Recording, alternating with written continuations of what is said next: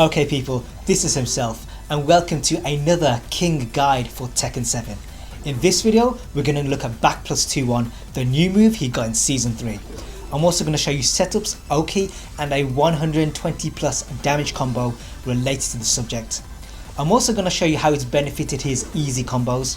I know that J King already did a video on this, but there's some bits he didn't cover, and I think I found one staple combo that does more damage than his. So if you want to see that, stick around to the end. So B+2 on is his new 14 frame natural combo.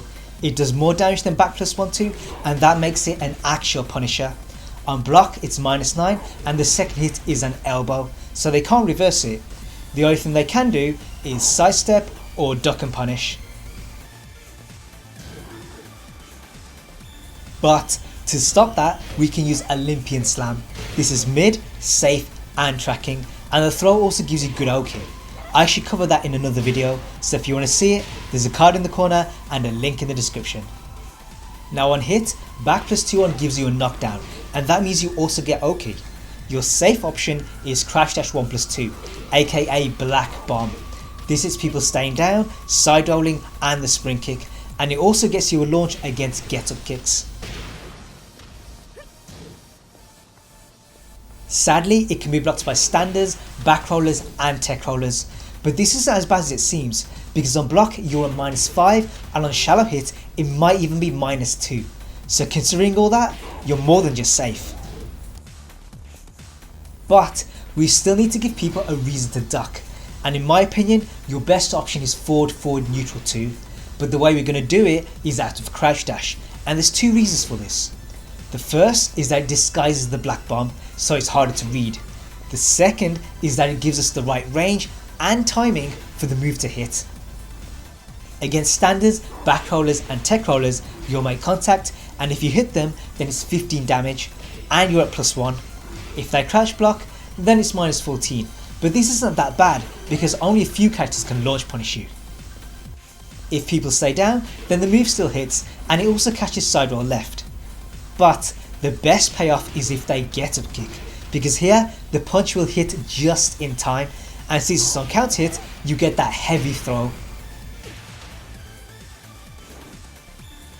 Now considering this, people might think, well I'll just tech roll and eat the low. 15 damage is not that bad and nor is being at -1. And this is true, so what we might need is another mix up, and in my opinion the best option is Shining Wizard. This can also be done from crouch dash and it gets you good damage and Oki. I actually covered the Oki in a separate video, so if you want to see it, there's a card in the corner and a link in the description. Now the Shining Wizard will reach standards, back rollers and tech rollers, but it also beats out the mid wake up kick. Sadly the low kick will crouch under, but Black Bomb and FF2 will take care of that. Now as well as being a 14 frame punisher, B+2 on is also a wall splatter. But what you might not know is that against some characters it's actually guaranteed off Irish with feint, and what that means is that in theory we can wall splat using a throw, and it's got more range than executioner drop.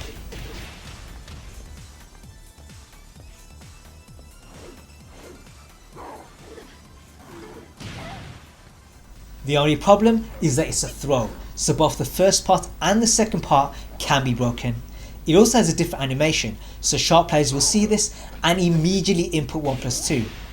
But against not so good players, this is definitely worth a try.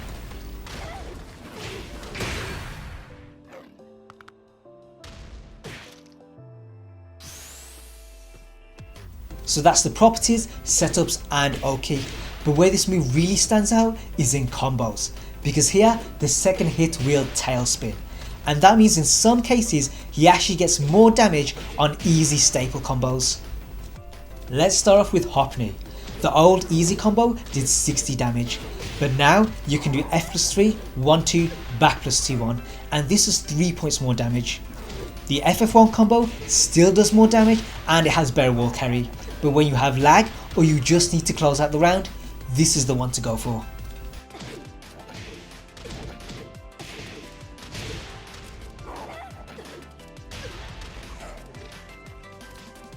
On top of that, the J King reset still works, so you've not lost anything there either.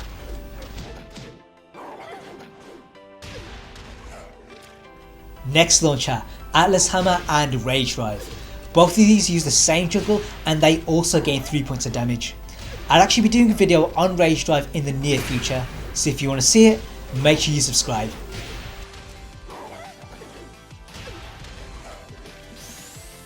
Next launcher, DB2.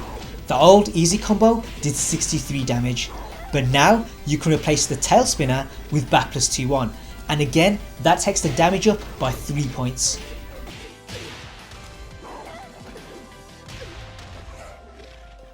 Next launcher, while standing 1+2. Now you can use the same combo as Hockney here, but with a little bit more effort you can use 4 into -1-2 and that gains you 5 points instead.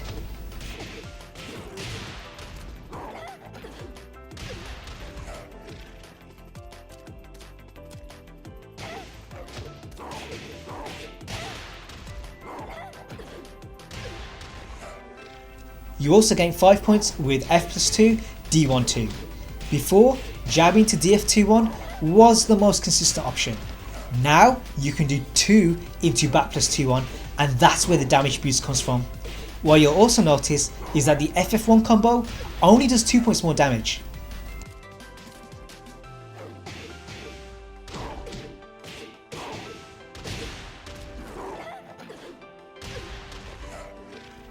Next one, Counter Hit Black Bomb.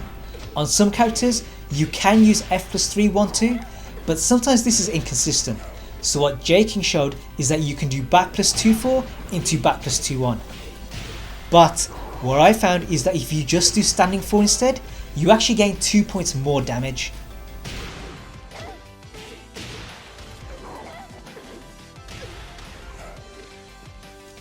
But the most benefited launcher is Counter Hit 4.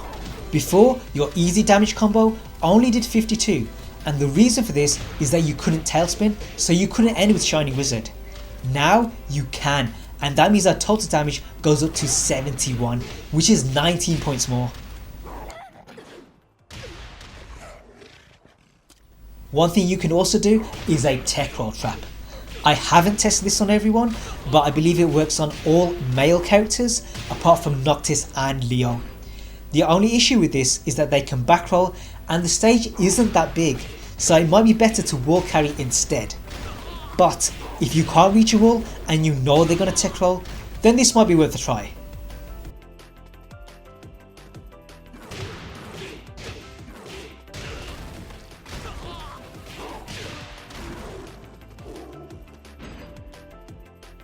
Now, as well as boosting damage in the open, B+2-1 is also good with balcony breaks. Before, if you wanted to tailspin, your easy option was DF2-1, but you had to time the second hit, otherwise it would whiff. Now you can use B+2-1, which doesn't have that problem, and it does more damage. It also gives you slightly better wall carry, so there's no reason not to use this.